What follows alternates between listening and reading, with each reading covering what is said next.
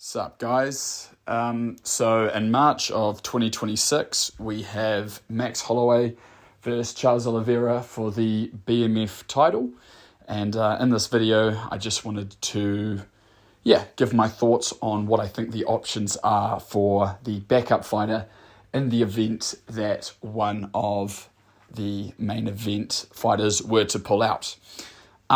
So first of all, I do just want to start by saying that if Charles Oliveira is to pull out of this fight, I think we need to find a backup opponent who is worthy of fighting for the BMF title.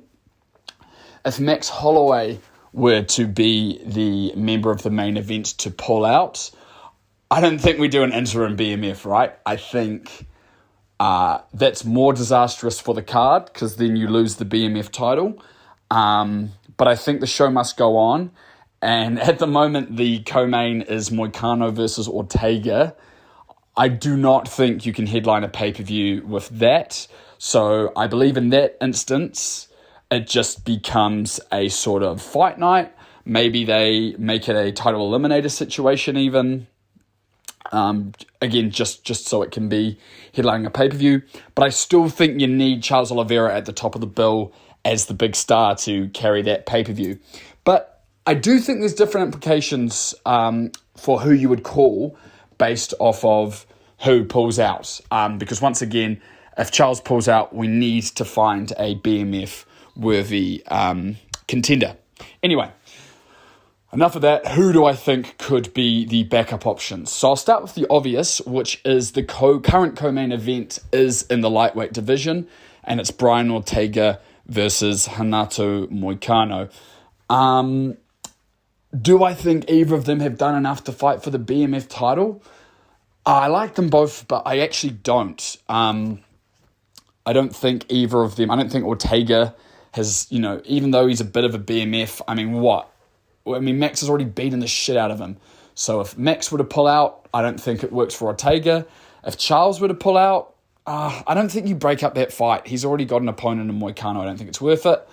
Same for Moicano. He's done a lot of work in the lightweight division, but I still think he's a level below that of, say, a Dan Hooker in terms of his worthiness to fight for the BMF title. Once again, he has his dance partner in Ortega. I don't think you break up that fight.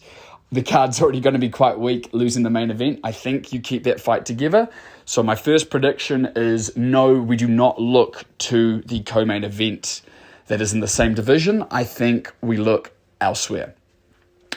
So who else? We have fighting a month before then, Dan Hooker versus Benoit Saint-Denis. Now, I don't think Benoit Saint-Denis has done enough to, let's say Benoit Saint-Denis were to win. I don't think that fight, and again, sorry, this is a month before the BMF fight, by the way. So this is only in the instance that whoever won this fight got a quick finish and didn't take a lot of damage, of course.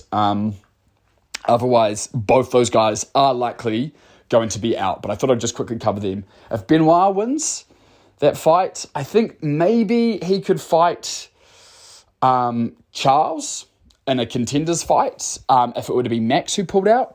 But if it's Charles who pulls out, I don't think Benoit Saint-Denis is a BMF contender.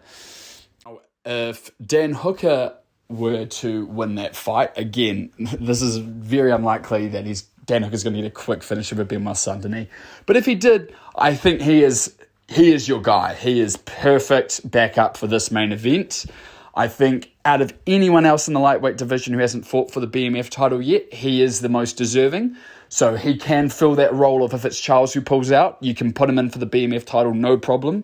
Especially coming off a win over Benoit Saint-Denis, he would be a good contender as well. And again, if it's Max who pulls out, Dan coming off a win over Benoit Saint-Denis, I don't think, him and Charles haven't got together. They've talked words in the past.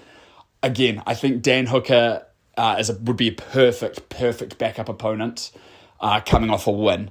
Unfortunately, the timelines don't really line up. So in this instance, he would have had to have gotten a quick finish or taken very little damage. That's my first real contender for someone who could be a perfect backup for this main event is Dan. He's also a decently big name in terms of, if it's Max who pulls out Charles versus Dan, that's a big fight. Okay, who else do we have in the lightweight division? But also, because we're talking short notice potential here, potentially the featherweight division.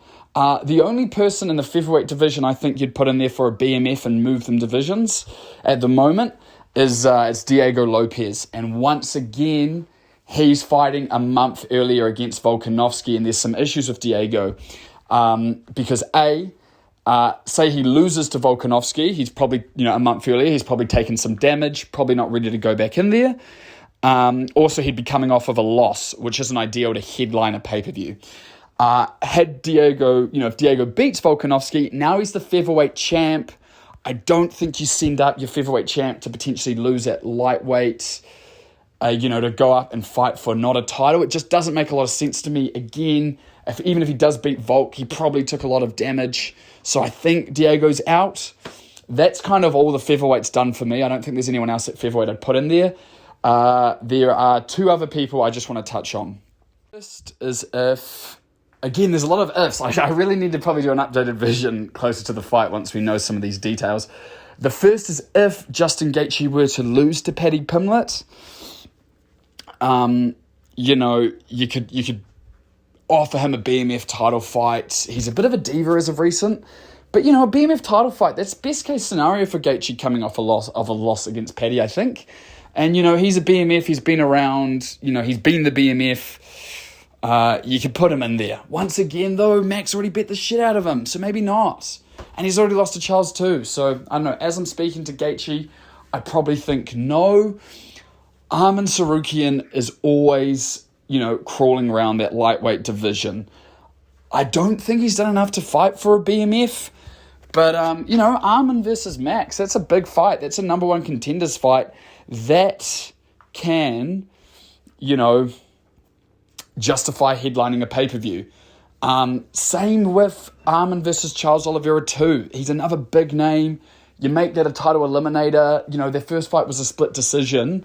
I don't think the UFC is going to love putting Charles straight back into a title fight. But, if he beats Gamrot, then beats Arman, I think he probably earns it. So I think Arman Tsarukyan's around. But, again, I don't know if he takes that fight on short notice. I don't know, why he would. You got the winner of Fiziev versus Mauricio Huffy, floating around, But, and after that, we're really out of options, guys. Like, what are we going to do? Fucking pull Dustin Poirier out of retirement? I think the cunt's on roids anyway, and I don't think he can make weight. Point being, there's really not a lot of options to back up this title fight. I think the only good one is Dan Hooker coming off of a win, and once again, there's a lot has to happen for him to come off of a win with very little damage. Those are my thoughts. Let me know what you guys think in the comments. But this is a real conundrum for me, and I might do an updated sort of brain dump on this closer to the time when we know some of these details. I mean, Michael Chandler's a guy that's always kicking around, but man, he's taken a lot of losses. And, he is a BMF, in my opinion. He's only been in the UFC for a few years, but he has had some great fights. But, man, I think coming off of a loss, not really ideal. And, if it's Max who pulls out, you're not going to do Chandler versus Charles free after, what Charles did to Max after what Charles did to Chandler in their last fight. So not a lot of options. Love to know what everyone else thinks. Is there anyone I'm missing? But let me know.